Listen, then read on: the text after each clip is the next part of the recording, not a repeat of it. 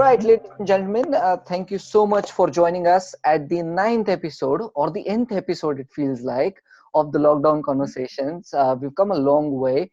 For past 9 weeks, we've been taking up different topics every week, talking about something constructive during this lockdown period, something futuristic, something that is better for all of us, not getting stuck to the negative vortex of all that's happening around us and finding a way through. Each week, we found speakers who've come on board and shared tips, insights, experiences that move us forward gradually. Now, as some of you would know, around the world, this week was celebrated as the Mental Health Awareness Week, and we thought it would just be an opportune time to invite a couple of speakers who have great experience in this area. Now, why does this really matter? We all know we're going through unprecedented times. These times are exerting more pressure on all of us than what we normally are used to. This means a whole host of issues for people who are already struggling, and then finding a way to talk about those issues in a safe space, understanding what are the early symptoms one should be able to look out for, and finding a way through that. I think that is a way we would construct this conversation around. Today we've got two phenomenal speakers. One is Neha Yeole. I know her since quite a few years now. She's a counseling psychologist, so has direct experience of mental health and how to help people with this slightly tricky but a really, really important topic. We also have Kamelia Britton today. Pratik, if you'd like to introduce Kamelia to all of us. Sure. It's my honor, and thanks Neha for being on the show. It's great to have you. And Camellia, what can I say? We met in Ireland like 4 years ago at a travel conference, and then I mean, obviously met in San Diego as well. She's been running amazing things on the internet, being a blogger, being an Instagram coach for personal brands, and so on. In July 2019, she was diagnosed with the triple negative breast cancer, and her life changed completely ever since. And but yeah, I mean, did not like got bogged down. I mean, stories, documenting each and every bit of it. Like after 16 rounds of chemo, multiple surgeries, and she's now in remission and cancer free. So yeah, hats off, Camellia. And yeah, I mean, essentially she's done a lot of things while she was getting recovered, and that's what we'd like to know as well, in terms of the self-care, the gratitude, the rewiring of the mindset, the resetting of yourself, how you got to doing this, what like motivated you essentially, is what we'd like to know if you can kickstart. And thanks for being on the show, Camellia. Yes, of course. Thanks so much for having me and inviting me on the show. It's a pleasure. And I love sharing this. This is such a dear subject to my heart, obviously, because of everything. So even before I ever got diagnosed with cancer, like I was already into meditation and, all this, personal growth and self-care and all that kind of stuff. But I think, as you know, like building my travel blog and coaching and just building my brand and everything in Instagram, it's a lot of work, right? And so I think over the years, I got busier and busier with work, and I was doing less and less self-care because just, I was just kind of running, and there was opportunities coming at me like a fire hose, and I was trying to catch them all. And it was to, my own detriment. And not to say that's why I got sick, you know what I mean? But I think at the same time, it was a wake-up call. And so luckily, I had already been into this world, before I got diagnosed. So it was just a big like wake up call to like, okay, I need to come back to what I know and all that. And so, yeah, it was completely shocking, as you know. I mean, it was it was July 2019 last year.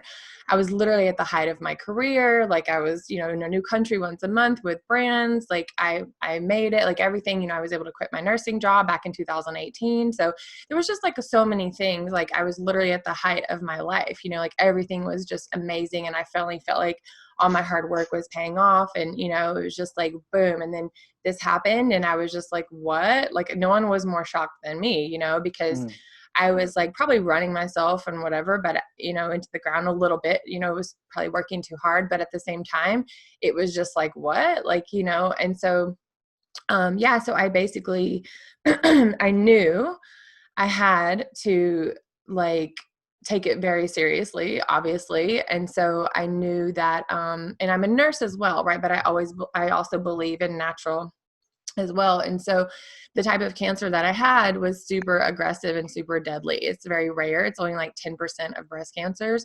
So most breast cancers are hormonal, like 90% of them. That's the common one that you hear about all the time.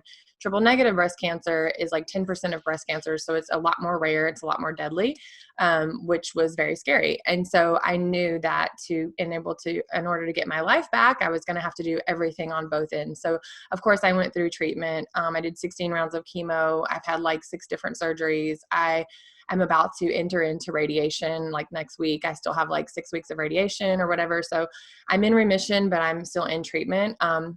But with all that being said, I definitely did, the Western medicine, but at the same time, I knew that my mind is so incredibly powerful. And so I did lots of meditation, and I, did gratitude. And I think it's just so, so easy to get into a down space when you've been faced with something so tragic overnight. And my job wasn't uncertain, like it was a lot like quarantine, guys, like, oh my God. So like literally overnight, I couldn't travel anymore. My job was uncertain. I had no idea if I was going to, be able to keep working, which I figured that out, which was good.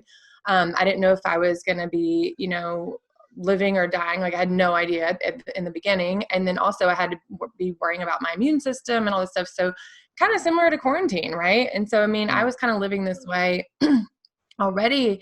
Before we went into quarantines, I feel like I was a lot more prepared because I was like, well, I've already been living this quarantine life, but I just really was meditating and doing a lot of creative visualization and brain rewiring and envisioning myself healed. And I would meditate up to an hour a day sometimes and just really envision my body healed and whole. And I was eating really well, and just self-care was number one every day. Every day I would wake up and say, how do I make my cells happy today? You know what I mean? Because that was just all that mattered. And, I lost all my hair. This is a beautiful wig, but like I would put on my wigs and my makeup, and I would just try to feel like me. And I didn't want anything to do with looking or feeling like a cancer patient, and not because I was ashamed or anything, but I thought the more that I like make myself look and feel good, like myself, then I'm going to be healthier and happier, right? It's like the best thing you can do for yourself. And so, and then I basically started treatment, and only 2 months into treatment, 2 months, my tumor was gone.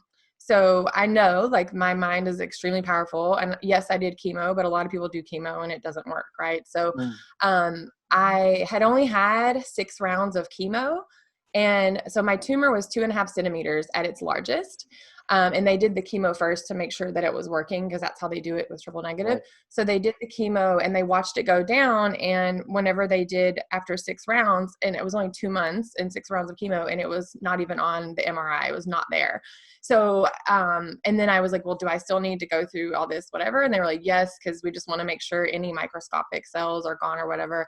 So of course I continued on and everything, but I do attribute that, the power of all the self-care and all the things that I did and the brain rewiring and all that kind of stuff, I do believe that it helped me heal faster. And and I did really well through treatment and chemo, and people would see me and never know that I, had cancer, which was great. And so I never, I think I did really well through treatment. And I think my mindset is such a part of that. I definitely believe that. That's, for somebody who's listening to the story for the first time, I think it's just incredible. I think a condition that was afflicting you from a physical point of view, you used your mind to get over that hurdle as such. So, huge well done, and thank you for sharing that beautiful story with us, Kamelia. We'll have opportunity to discuss this in slightly more detail as we progress in the conversation, but I'll move to Neha and just ask her, during these times when there's just so much more anxiety around us because of the global pandemic, right? How do you see this impacting people more and more? What kind of cases are you now sort of treating day in and day out basis?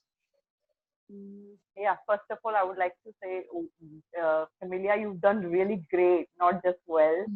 And that's a very inspiring story, and it's a tough one. I could hear all the I mean, I could actually imagine you going through all that. So that's really inspiring. And about lockdown, so there are, I think so. There are two kinds of people I see or I have been observing is that people who have, a lot of negativity or people who are, who have this attitude where they would not see things positively, Mm. they are thinking guilt. And people who have been very positive about any way, who are flexible, who are, adaptable, who are ready to accept the challenges and, go through all the tough situations. And, like how Camelia said, it's all about the Right. mind. He believed in Yeah. into healing and, to feeling better, to get out of that situation. So when you have that kind of attitude, or you have that kind of positivity, definitely it helps. Mm. About my patients or my clients, I would say that I have seen some of the clients who have been actually recovered, who've been not been with me or not even seen me for 2 years, and now they're coming back. Mm. So lockdown has definitely caused a big impact on people who are already suffering from depression, anxiety, or any other mental health related disorder. So of course, my work grew, though I can't work as much as I should be, but my work has grown like anything during this time, Mm. and people are not able to accept the new way of life.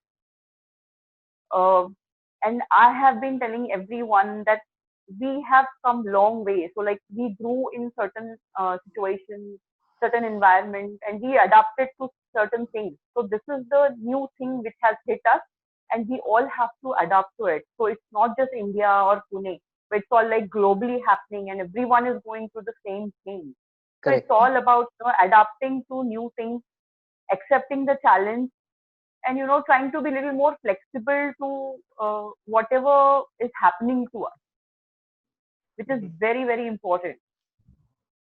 Nice. I'd like to go a little deep in that, Neha. I mean, in terms Mm-hmm. of broadly talking about the patients that you've been obviously diagnosing. So essentially, what does it entail when someone comes to you and says that, okay, I've been having issues. So are they similar to the ones that you kind of were like uh, like diagnosing earlier to today? I mean, what's the difference? What's the basic mindset of people? Because there's definitely a lot of uncertainty around that. But Correct. have you seen that difference, and what are the specific things, if you could point out? Yeah, so there's no difference in the symptoms or the stories people tell, but it's my job. Means I have adapted to a new, kind of a toolkit to diagnose or to assess Right. the client. So like they tell me I'm not feeling okay, I'm not sleeping well, Neha, I'm worrying a lot. So this is all about the worry was already there. So they had some or the other issues already.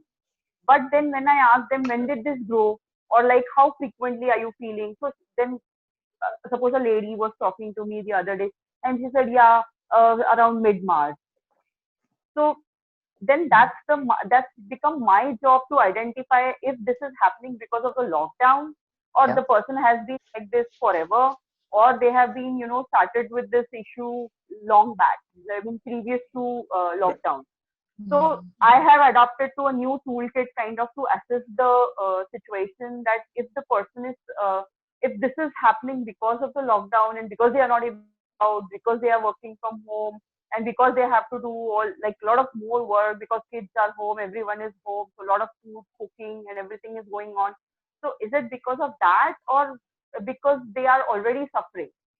So that's a difference I have to make at times by asking questions, or just because I have been doing all online sessions, so it's all uh, I find it really tough, but I have been trying to do it. Yeah. No, thanks for doing that. I mean, you're basically inspiring others as well, and obviously following what you are essentially like passionate about. That's great. Talking about positivity sessions, Camelia has been doing a lot of them.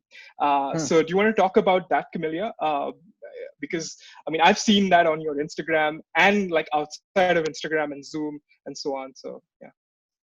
Yeah. I mean, I definitely, like I said, whenever I got diagnosed, I mean, I was already into this and whatever, and that just really ramped it up and brought me right back to it, and made it a non-negotiable and all this. And so I definitely, start my day with like a morning meditation and creative visualization and envisioning what I want to create. And even if you do that for 5 minutes, um, and I actually shared with my audience when lockdown first happened, I felt weirdly prepared, you know what I mean, for quarantine because of my situation, right? And so I thought I really want to share with my audience the things that have been working for me, right? So when we went into lockdown, I wrote an article about, immune boosters, the ones I take. I also did a free meditation workshop for whoever signed up, and we did it on Zoom.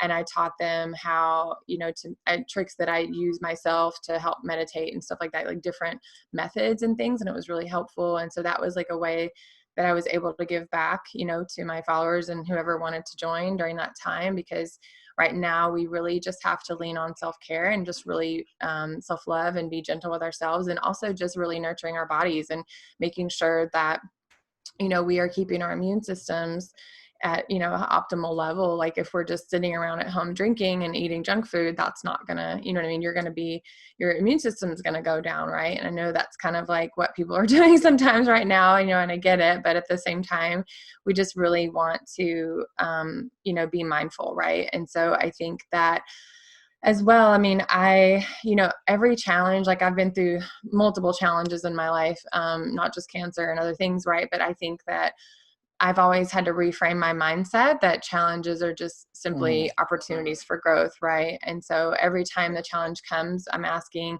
myself, okay, what is this here to teach me? Where is the lesson? How can I grow from this? Or how can I then have insights on this and then share this with other people, which is what I've been doing, on my account as well. I mean, my account was not a cancer account. It was a travel account and lifestyle, and it wasn't even wellness at the time. And so, but now it's shifted into like, how can I serve in another way? You know what I mean? Cause like I wasn't able to travel for some time. And so I thought, well, what value can I now my audience's lives, right? And so I think that I'm just kind of sharing my journey and sharing the insights along the way and how I've chosen to come through it.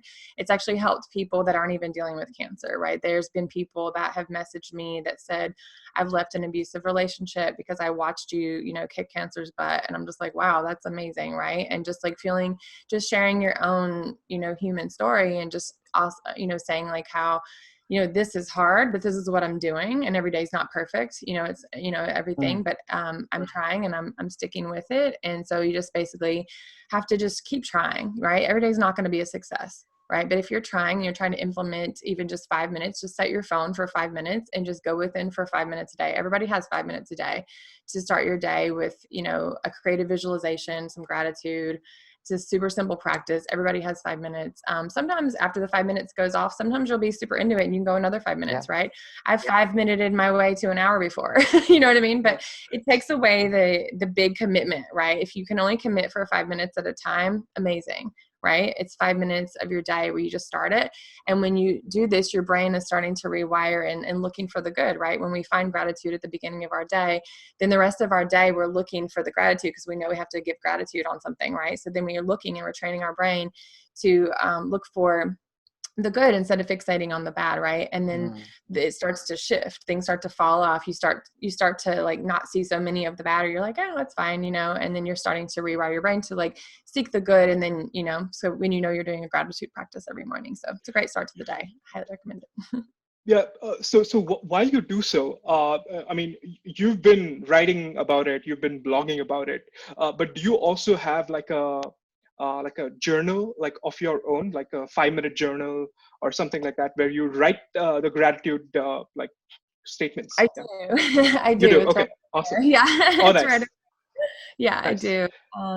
I do. And it's great. And when you have to write something down, then you're looking for something to write. You know what I mean? So it's a great Yep. practice because you're like, oh, I've got to fill that spot. There's a space for that. And so you got to fill it out. And if you're kind of committed to it, just 5 minutes in the morning, then you're looking for that thing that you're going to put in that spot. And you don't want it to be the same every day. You know what I mean? So So, it's Nice. good practice. Camelia, I mean, I love that as a best practice. But do you mind sharing one of the gratitude tips you would have sort of written down in that journal, just to kind of, make it Oh, feel more accessible to everyone? Yeah, I mean, my situation was so crazy. I mean, that when I was going through 16 rounds of chemo, I mean, like, there were days I was just grateful I wasn't throwing up. That was like Yeah. gratitude. I was like, I'm not throwing up today. That's amazing. Mm, I am grateful, whenever on the days that I was so sick and exhausted and I spent 18 hours of my day in bed, and then they didn't feel bad. I was in the sunshine just going, oh, like I'm walking on a walk and I'm outside and the sun is on my skin and I'm not throwing up and I don't feel like a zombie, right? Like, and if everybody woke up today not feeling like a zombie and not throwing up, that's a great day, yeah. right? And so you don't even understand how like incredibly important it is, your health, until it goes away. And so the fact that you woke up and the sun is shining and you have a roof over your head is like grateful. You know what I mean? You can snuggle your dog. Like, there's so many things to be grateful for, honestly. That's Totally. that's obviously an example of somebody who's essentially positive in their outlook towards life, I would say. Neha, my question to you now is more around stress, anxiety, maybe normal physical conditions for most of us to deal with, normal everyday situations. When do you think we cross a line and it actually becomes something that we now need to pay specific attention to in terms of curing that situation? that's a very good question actually. Because when people all come to me, they've already crossed the line most of the Hmm. time. Hmm. So Mhm. there are some signals we all give away. I feel that. So be it Hmm. suicidal person, be it person with anxiety, be it person with OCD, be it person with social anxiety. So it's just a matter of other people to be aware of. First of all, it's more about awareness of we knowing that uh, our friend is not okay. There's Yeah. something wrong. Maybe he's been sad for a long time, or maybe he needs to talk. That's one pointer when other people notice it. Sometimes, obviously, if you are like, if we talk about OCD or any other, particularly anxiety disorder, repetitive actions, or some Yeah. things which are bothering other people, Yeah. which are hampering your functioning, day-to-day functioning. Like, if you are sitting in front of computer and if you have to put the computer screen in that particular order, and the pen on this side and the book on this side and all that sort of organization, and if that is disturbed, you are disturbed. So that's a compulsion people would have. So if somebody notices that, definitely they need to raise their voice. If you are doing that, anything repetitive, anything which is embarrassing, anything which you cannot share with anyone else, or Hmm. anything is, uh, where you are spending too much of time to speculate, to think, or sometimes it can be also that you are not able to even, like for depression, people with depression, they can't even get out of bed. So if Right. that has been happening for a month, you need to know. So that's I mean, these are the signals. But unfortunately, not everyone knows, because if you're not getting out of bed, like a teenager, if she's not getting out of bed, she'd be called lazy. Yeah. She'd be called ignorant. She's not respecting people. She's not talking. If somebody is with social anxiety, they would be called introvert. They'll be called shy. There are all labels we have for such people. So that's the kind of taboo, I would say, or that's kind of labels we give to people. But I feel if I feel I'm working full time and there are so many people coming to me. So I feel there's the awareness definitely is growing, Yeah. and we are doing well, but there can be a lot of things we can do. Hmm. So like you said about signals, to how would Yeah. you identify? So definitely it's all about, like, that's how my talk it out thing happens. So it's all about talk it out. So you need to speak to someone, ask for help. If you think that something is not right with you, definitely talk it out. Speak to at least a friend or a family member, not just keep it to yourself. Hmm. And Nice. there's nothing, and Yeah. and there's nothing wrong about, like, if we are to talk about like a taboo or stigma, we still have it here. So I would say that it's like anything, any physical disorder or physical disease we suffer, like blood pressure, diabetes, or heart conditions. So we don't hide that. Mm. If we have a fracture, we don't hide it, right? But if you're going to a therapist, it's hidden. You don't Yeah. share it. So that is the taboo, or that is the thought we need to break. That going to a therapist can be a healthy way, to learn coping mechanism. It's not always about that you've gone crazy or you lost your mind. Right. That's why you have to go to a psychotherapist. So it's all about Nice. just feeling much better. So I have so many people who come to me. They are non-clinical. They don't have any issues with chemicals. I think, yeah, We lost you for half a second or so. So yeah. you If you can repeat, repeat that last yeah, sentence, please. yeah, Yeah. So sometimes it can be just a temporary issue, just a phase of life where you just need little bit of motivation, little bit of just a hearing ear to somebody who would just listen to you, non-judgmental, not biased, somebody who's just listening. Sometimes there have been times when people just come for one session and they would just uh, message me, Neha, you changed my life, which Mm. I have not done anything actually, but it's just that gesture of warmth, or just giving them a space where they can talk their heart out without being labeled or being judged. nice. Mhm. Good that you I don't brought know that if point. I'm sticking to the topic. I'm just No, no, holding no. it. Good that you brought that point up. And I'd like to get a opinion on the taboo part from Camelia, because again, we're talking about different geographies here. In India, Yeah. it's Yeah. seen more of as a taboo. Like if someone is actually going to therapy. Camelia, I mean, do you also? And I've seen that in like pockets in the US as well. But Mhm. I'd like to know it from you as to how it's seen in the community, in the society. I think a lot of people, even before COVID, had a lot of depression and don't really talk about it. They might go to see a therapist and stuff like that. I think here in California, it's very normal to have a therapist. I think we're a little more open to that kind of thing Yeah. because of the culture here, whatever. But I think also there's a lot of depression. Like I wrote a blog post about how to, help your depression like naturally and things like that, because with the chemo gave me like chemo induced like depression because of like chemicals and whatever, and it really messes with your hormones, and so you kind of develop something a little bit like postpartum depression Mm. because it messes with your hormones and all that stuff, and it's cumulative, so the more doses you get, the worse it gets. And so by the 12th dose of chemo, and I had 16, right, so by the 12th dose I was like, oh my God, like what is this? I'm so depressed, and like I'm not really a depressed person, but I was totally depressed, and it was so bad, and I was just crying and just feeling just all these things and hopeless, and it was so incredibly hard. And so I actually spoke out about it on my platform and wrote an article about like, what, depression sucks, here's 15 ways, here's all the things I'm doing that are natural, Yeah. like they're, you know what I mean, because I didn't want to get on antidepressants, because then as soon as it takes like 6 weeks for them to kick in, and by that time I'd probably be almost done with the chemo, right? So I was kind of in this place of like I just had to push through it.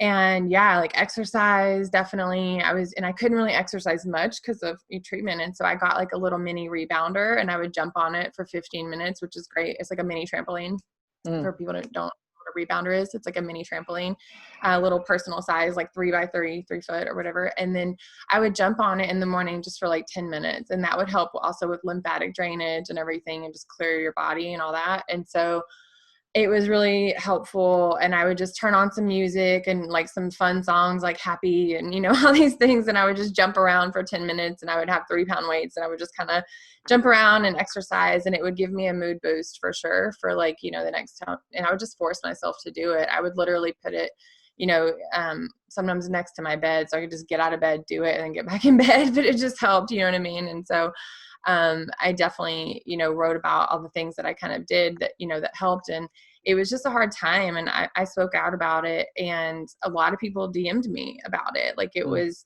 interesting. They might not have commented on that post, but they DM'd me privately, and they were just like, thank you for this article and speaking out about it. And I realized there's just so many people that are dealing with it behind the scenes, and they may not be talking about it. And so I wanted to speak out about it, because I do have a platform and I'm strong enough to like, speak out about it and whatever. Not everybody is, and that's okay. Yeah. But just to kind of be a voice and also offer some helpful things that helped me through. So anything, and that's always how I've been with my blog forever since day one. It was like anything that is helping me, whether it's travel or cancer, or depression, or whatever, business, whatever, right? I'll write about it if I find that it'll be helpful for someone else in my audience. And so, yeah, I shared that.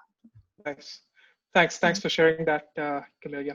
Neha, I mean, and for those who don't know, Neha came up with this amazing campaign. I was watching it on one of your YouTube videos, "Talk It Out, Walk It Out," and this was this was a talk of the town in the city because an RJ in Pune city covered it, and Neha was on it. Do you want to about the campaign?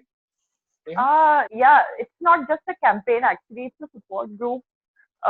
So I don't know which campaign you might have seen or Okay. heard. Yeah, But sure. we've been there for 5 years now, and probably I feel we are the biggest group on the globe, like, walking group. So Right. Nice. like Camelia said, that even 10 minutes of jumping, dancing would give, you that good feel, good hormones rushing. So that was the, kind of goal when I started my group. So first, initially, this group was started for just my clients. So I had a little WhatsApp group. I took the permission and, I added them, and then we were doing, but that was not doing very well because all were not very motivated. But then when I opened the group on the Facebook, I started it on the Facebook. Many people joined in, and then I opened it for everyone. So Mm. everyone joined in. But now we are around 13,000 people in the group, Nice. and we do lots of events. And I have so many of my clients there, and I have heard so many inspiring stories about people who would not even do any exercise at all, and now they are like walking at least 10 kilometers. They are doing challenges, and they are doing so many things. So the purpose of starting this group was to create a support system, which I realized that when I worked in Australia, in Melbourne, that time we had a lot of support groups. Or, like if you're suffering from OCD, you would have a group. If you're an alcoholic, you would have a group. But I found I couldn't find anything here for my clients, that in between sessions, or if they couldn't afford my session, if they could go to a group session. But I couldn't find anything, so that's how it came to my mind that why not you start? I mean, why not I do it? That's how I initiated this group. And definitely now it's not no more just related to only mental health. It's more become like walking group. But definitely the purpose was about mental health. That at least like how I tell my clients that like how a doctor would give you a medicine. My medicine to you is to walk for 30 minutes every day if you can. Even if Mm. not 30 minutes, 10 minutes, 15 minutes, whatever in whole day you can manage, like 10 minutes here and there, like how we were talking that 5 minutes we can manage. It's not a big Mm. deal. So recently I did a self-care challenge where we had this, uh, I kept it last activity to spend 30 minutes for your own workout, but people couldn't do it. So it was very difficult. Mhm. So the purpose of the group was not only physical activity, but main it was all mental health. Also, the way we are connected now on the group, everybody's sharing their workouts and talking out, and we are doing group walks and so many events every weekend. So that has become a very big support group. I feel people feel motivated, and some of my even clients who have joined have found a lot of difference in them, and they have come out of the shell kind of thing, and they have come out and meeting other people. So it's been a great journey for me. I feel very proud of that I started this. Yeah, I've been one of the walks with you, and I remember. I mean, it just brings people from different areas together, and I think it just provides everyone an avenue. So while you're on the walk, you sort of borrow from each other's experiences and insights, and you become stronger together. I'm now going to move into a slightly sensitive topic. Now, before coming into this session, what I'd read was women are more likely to face mental health issues, while men are more likely to keep them hidden. Because of how society perceives this. The question is out to both of you. what do men and women can actually do better to come out of their shells? Mhm. I guess I'll go. I think, yeah, I think that men have, at least the men I know, I guess, and I have a fiance as well who's, he's a lawyer and he has his own business. And so he's in charge of the whole company and, it's his own practice. And so essentially he's the boss of, 25 Yeah. employees and whatever. I think that he's used to he's like, it ends with me. Like there's no one for him to go to because he's the one, to go to. And then Yeah. like in our family, stuff as well. Like I'm pretty independent, as you guys know, but in our family as well, it's kind of like, he's kind of the head of the household or whatever. And like, I help and contribute and stuff like that. But I think there's a lot of pressure. That's the typical dynamic for men. They're kind of the head of household and they feel that they have to be strong because if they aren't, then it all might like a house of cards, you know what I mean? Kind of come Yeah. crumbling down. And so I think that men have that pressure, and that I think, they definitely need to lean on their partners or wives or whatever, if they have, and if not, then family or, someone close. You have to open up, find someone you trust, or definitely find a therapist if you whatever. But it just builds, right? It just accumulates and push it down and push it down. And then it manifests in other things. Right. And so you can't let it get that way. And so just know there's no shame in it, and just speak up and speak out. And like for the women watching, talk to your man, you know what I mean? Talk to him and let him know it's okay to come to you, because I think even sometimes with Jacob, like he wouldn't come to me because he was just his own thing. And I would almost have to like come to him and drag things out of him, during stressful times. And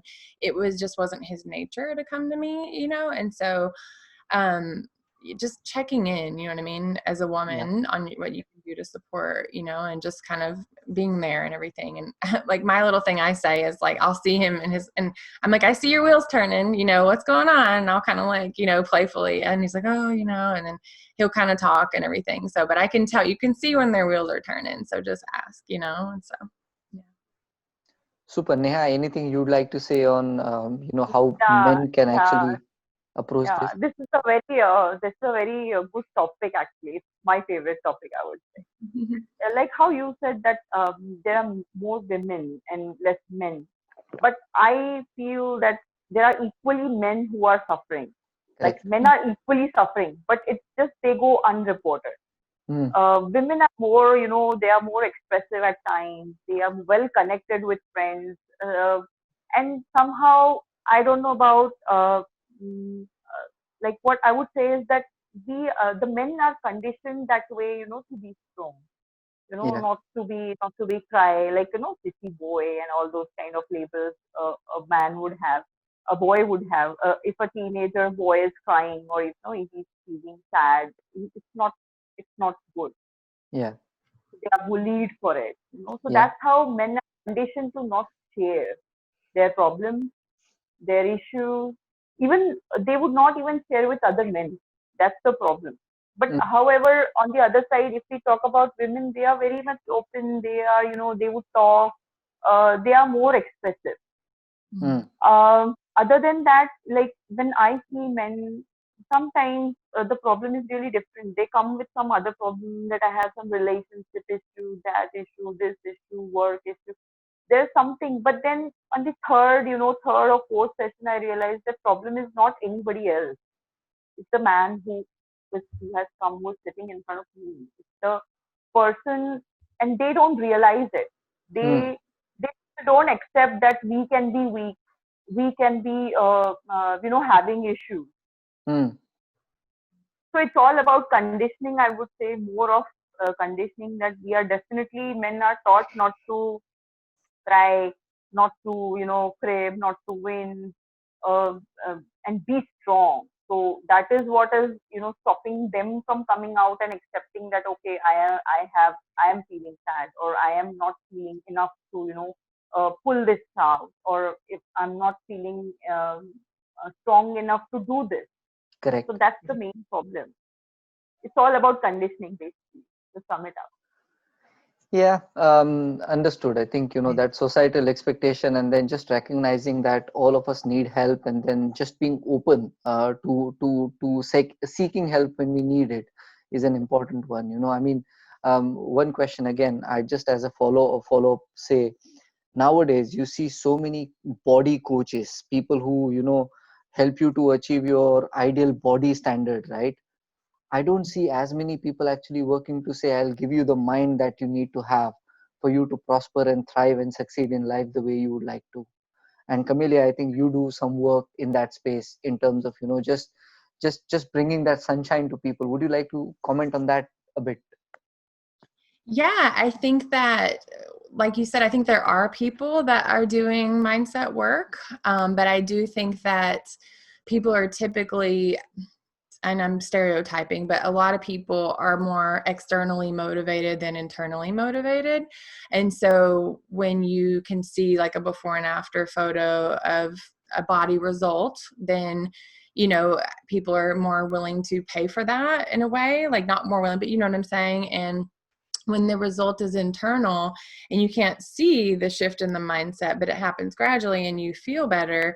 But I think people are more externally motivated a little bit. They can err on that Mm, side. And so, but I think everything is mindset. It does take, even if you're going to do the body workout, it all has to do with mindset, because if you don't do the work and have the commitment of, all this, you're not going to get the body either. Right. So everything is mindset, whether we like it or not. And like I do business coaching and Instagram coaching, and on week 4, guess what we do? We do a video on imposter syndrome, because everybody's like, I'm giving them all the tactics and everything and the how to and hashtags and all this stuff and how to run your business. But then they like choke and they don't want to put themselves out there. And so we do a whole, round on, it happens right about week 4 every time. And so we do a whole round on imposter syndrome, and I teach them how to rewire their brain for success. And so I have a whole method that I created for them that we do. And so, yeah, I mean, mindset is part of anything, whether it's right. external, internal. Yeah. So it's all connected, whether we like it or not. But yeah. Nice. I'd like to ask. I mean, and this is something that we touched upon in one of the episodes, and was quite a highlight. I mean, and talking about sleep, and how it actually affects the entire mind, body, everything, and vice versa, because that's how the cause and effect is. Recently, I mean, I also read a book called, like, from by Dr. Matthew Walker, Why We Sleep. That was like a big transformation in terms of me, like, shutting down everything, like, and I spoke this to Yogesh as well. So I'd like to know from Neha and both Camelia as well.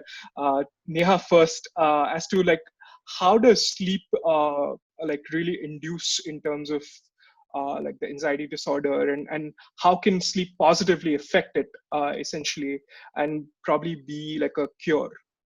Mm, This is the first thing I focus when I'm working with. So anybody who comes to me are having sleep issues. That's for sure. So that Mhm. is the first thing I would assess when I'm doing my first session, like, of assessment. So definitely sleep is very important, like Pratik said. It's like, you are recovering, you are rejuvenating, and you are, recharging. And if there are, it would add to your anxiety, it would add to your depression. So definitely you have to have set number of hours of sleep. So I believe that's a myth that you need 8 hours of sleep and all that. It's your own body. Your body correct. will tell you how much sleep you need. So every individual is different. So maybe some people might even work very well and they function very well even after sleeping 5 or 6 hours. So whatever you need to first of all identify is that what makes you feel better. So if you sleep 8 hours, is that making you feel better? Mm, Or even if you sleep for 6 hours, that's enough. So that's what first thing is we need to identify, and then definitely the sleep hygiene. Like we all know that keeping the screens off and having the lights off, having a clean bed, and eating light. And I particularly suggest all my clients, I don't know if there are any researches done or anything done on that, but I have realized people who work out in the nights or in the evening, they are not able to sleep well in the night. Correct. So I have been pushing all my clients to work out in the morning. And if you miss even if you miss the day, it's okay, but don't work out in the evening. Because I believe that overstimulates, overtire, it can be overtiring, over exhausting for you to, not fall asleep. So exactly like you need some body movement, some kind of exertion to go to bed, like, sleep peacefully. Exactly opposite is if you overexert yourself. So over stimulus. So watching too many movies, um, talking to too many people, working Right. late nights, or having phone calls and all those stuff. So this can really affect. So as the evening passes, you need to slow down. You need to really keep things away, keep the minimum conversations or interactions, especially the social media. I would say like chatting on groups and doing things, watching videos, and that should be slowed down. Now we can't Mhm. take that away from people because that's our life. That these are the kinds of life we are living right now. But at least we can minimalize it, and we can also bring it little early Mm. rather than pushing it for the late night when you are actually in the bed. So that's one thing I've been doing. Working out in the morning. That's the first thing. Second thing I would say is to, prepare your bedroom from, like, if you want to go to bed at 9, prepare your bedroom from 7 o'clock. It should be very, kind of clean, bed made, a nice dim light. So all these kind of things are definitely important. Uh, Also, people who have issues, they suffer from problems like mental health related issues, and people who don't sleep well also they would suffer. So it's in any way you need to sleep well. Correct. Yeah. So if you're not sleeping well, then that's not going to work in long run. Right. Totally. Going to bed. Yeah, absolutely. Great. Camelia, how has sleep, like your sleep cycle changed in the past, whatever, 9 to 10 months? And what are you doing? And like, yeah, everything. Yeah, Yeah. everything. Yeah. So not so fun fact about me is that I've had sleep issues my whole life, even when I was a kid, and just, I don't know, Mhm. I've just had sleep issues forever and ever, as long as I can remember. And so I just, have had to try different things and melatonin and things like that. But right now, currently, I'm loving CBD. So I use these liquid drops that every day, like every night, I take just a few of these drops and I put them under my tongue and I just let them absorb and just hold them under your tongue for like as long as you can. And that just gets me down. And then there's also a CBD like soft gel that I take and that keeps me asleep. So the CBD drops, like the liquid, helps you go to sleep more faster. And then the pill, the gel is different. It's more of a long lasting. And so it keeps you Mm. asleep for the night. So that is what has worked wonders for me personally. And yeah, so, and of course during, chemo, it ruins everything. And so I was like having a lot of night sweats and everything because it was messing with my hormones and all that kind of stuff. And so it was just tough, but that's not a normal situation, obviously. But I definitely think that sleep is so incredibly important. You have to sleep. And I totally agree with Neha about like exercise and the night. Like I do not exercise at night because that exactly happens to me. I cannot sleep. So I love exercising in the morning. I have my whole morning routine. Like I said, I have my 5 minute, my 5 minute morning, and then I go and I jump or do whatever, do my workout or run, even go for a 10-minute run or whatever. I try to do something active every day. And then you've broken a sweat and it's kind of nice. And then you have your shower. And then after that, I'm usually really energized and have a lot of ideas. So I might go journal like my ideas and stuff like that. But it all just starts with sleep. You have to power your body. You have to recharge it, and it's gas in your tank. And obviously nourishing your body too with nutrients and all that good stuff. But yeah, CBD definitely helps me, and I don't like have that hangover feeling, from like sleeping pills, because CBD is Mm. it's more light and stuff like that. And it used to not work for me, but then I realized you're supposed to put it under your tongue. So if you've tried CBD before and you're putting it like on your tongue, I would say try to put it under your tongue and it absorbs differently. So I didn't know that. And once I learned that, I feel like it helped me a lot better.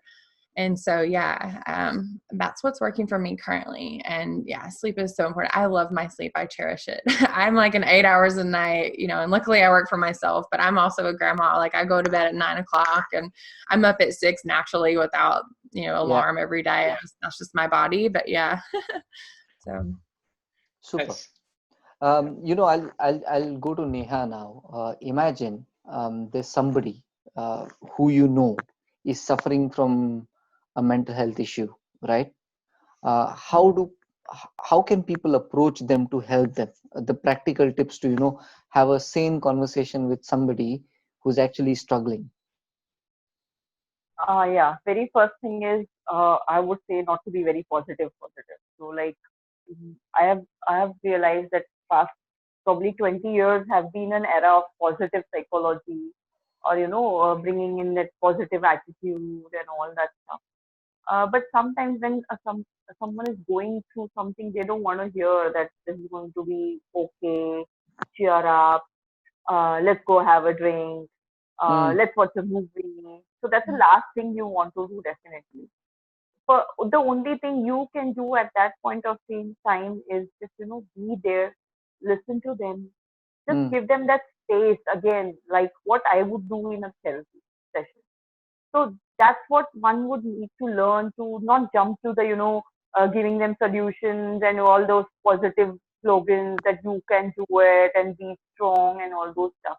But rather than just, just listening like you two are doing right now, and, just with your little warm face and, sometimes little hug and just sharing a couch with them, that can be a very powerful thing. Now, I have been telling everyone that if you see, like when I do a lot of suicide prevention awareness and programs, and I also am very close to that topic.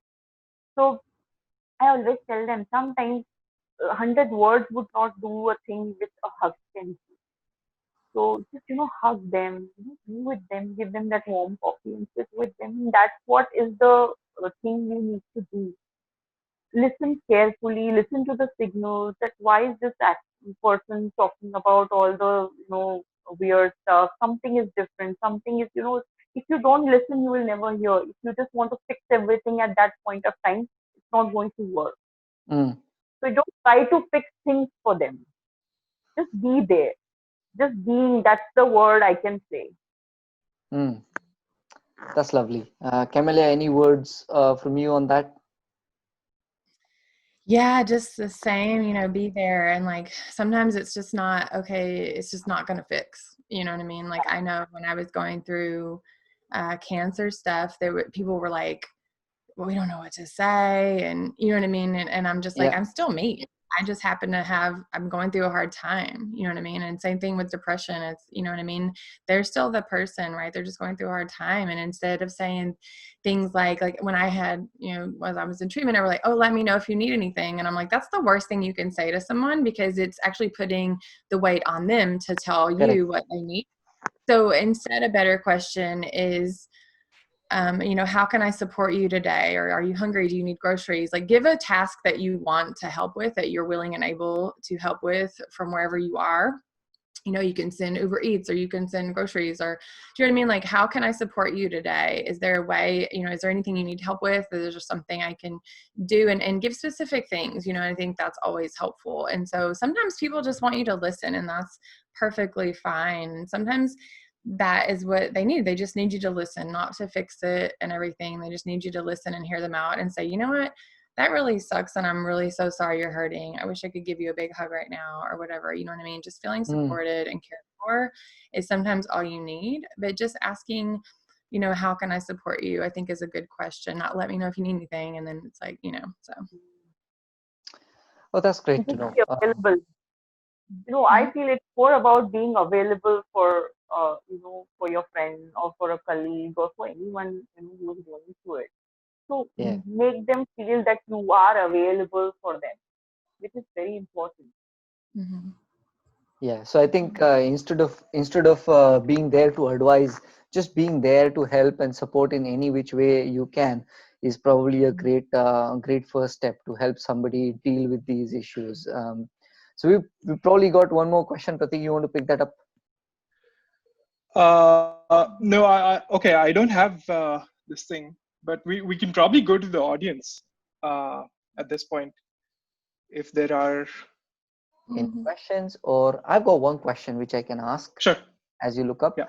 And so that is, in today's times, right? Practically speaking, if you wanted to give, we said we won't really give an advice, but what kind of outlook should we all have, so that we all can remain in a safe and healthy mental space?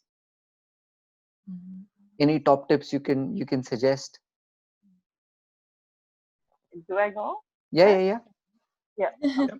So for me, first thing I have been, even this lockdown or even before this started, I've been telling everyone to slow down, just Mm, slow down, just stop doing everything, running around, sometimes take a break, be flexible, not stick to very hardcore routines.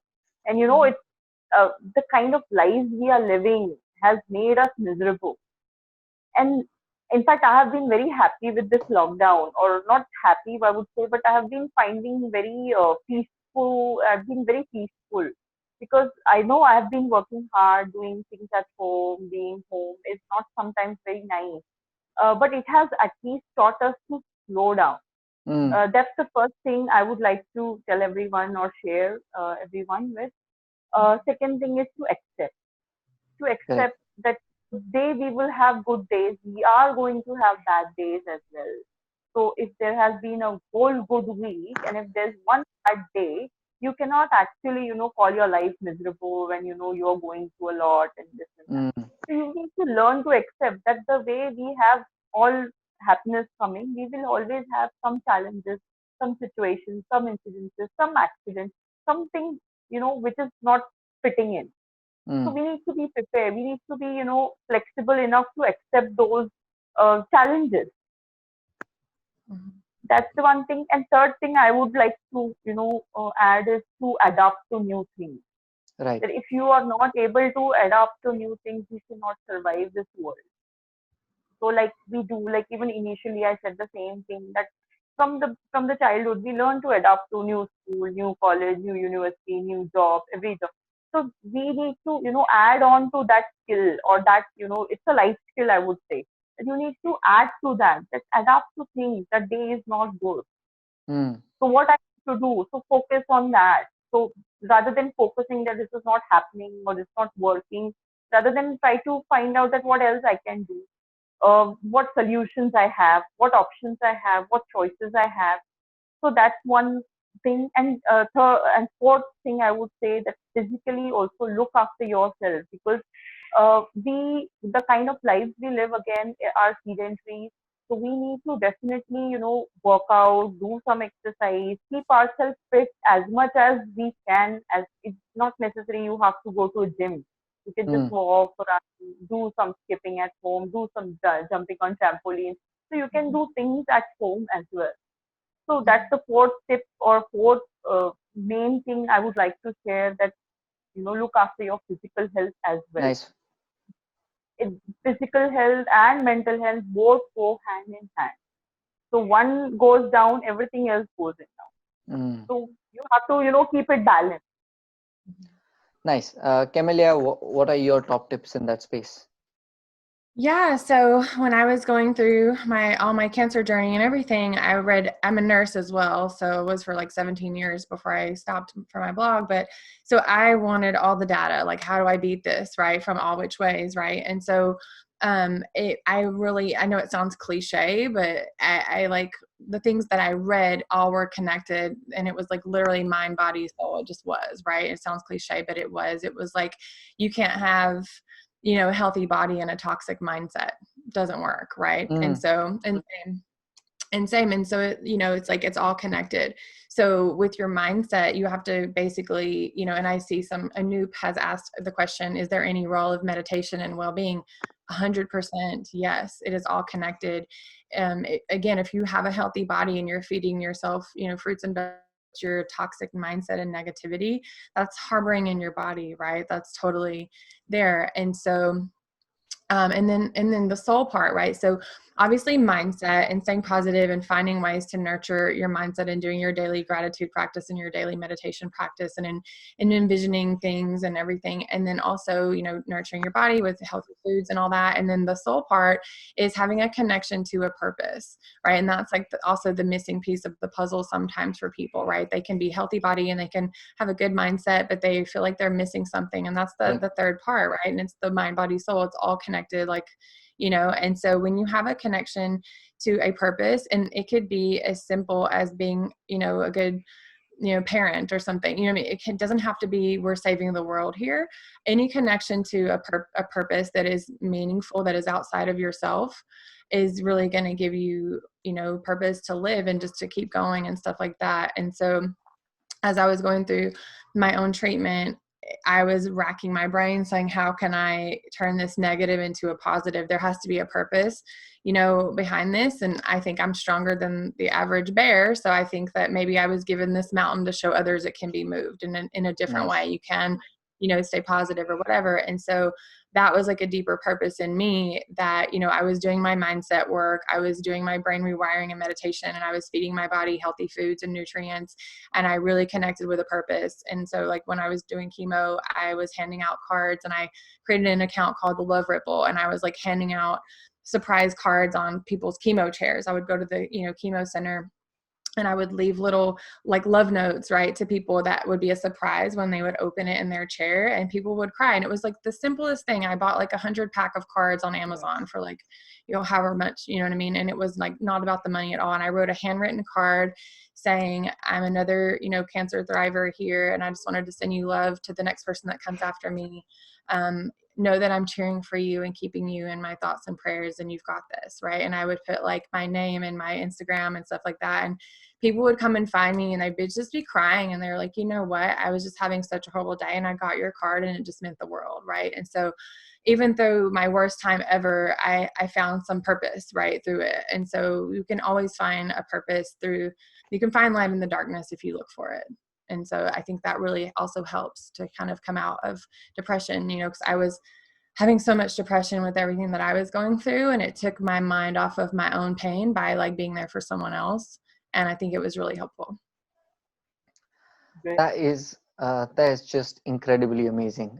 Thank you for that wonderful tip, because I think all of us have that inner source inside of us, and it just the decision we all need to make is, when do we open that?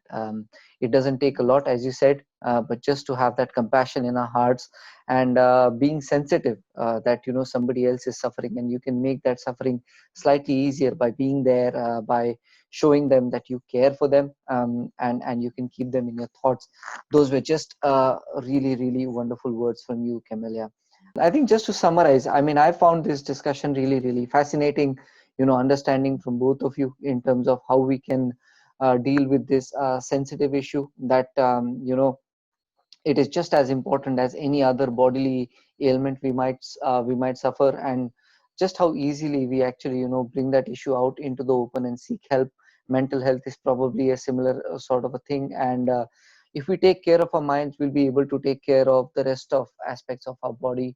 And I found it wonderfully enriching to actually hear some of those tips from both of you. So I would like to say thank you, a massive thank you to you, Neha, and to you, Kamelia, for your wonderful insights, thoughts, ideas, and inspiring the community to find a better way to live their lives by taking better care of their minds. So on behalf of Lockdown Conversations and Prateek and me, we'd like to say a big thank you. And we'd also like to say a big thank you to our audience who've been with us and are supporting us in this journey. Thank you. Yeah, thank you, Yogesh and Pratik, for having us. Thank you. It was lovely. Yeah, it was lovely. It was lovely meeting you, Kamelia. Oh, you too. You too. Yeah, it's really inspiring journey. Take care. Oh, thank So you. wonderful. You are Thank doing you good so much. job. Thank you so much, and we shall be in touch with you, and share the link out to everyone in a few days' time, so that if you've missed, or if you'd like to share this session with others and actually give them a gift of a great life, then that link will be with you. So somebody said thank you to all the panelists. Thank you, guys. Cheers, and catch up with all of you soon. Thank you. Bye.